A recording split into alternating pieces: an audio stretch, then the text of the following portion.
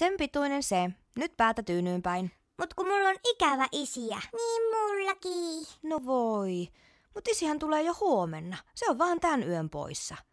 Ja sit se lupas tuoda teille niitä tuliaisia. Jee! Ja hei, mennään sitten viikonloppuna koko porukka mökille. Mut miksi isin pitää taas olla yöllä koulussa? Voi, eihän isi yöllä siellä ookaan, mut kun se koulutus on sen verran kaukana, ettei isi voi tulla välillä sieltä pois. Mut eihän isi onneksi nyt enää niin paljon matkustelekaan koulun takia. Isi opiskelee myös tuolla työhuoneella, verkossa. Ai niin vai? Joo, isi pystyy tekemään monia asioita ihan kotona. No mut hei äiti, enhän mä sit tarvikkaa sitä uutta Spider-Man-reppua. Ai miten niin? No kato, mäkin menen sit syksyllä kouluun, sinne verkkoon. Voi ei, no ku... Miten mä tän nyt selitän?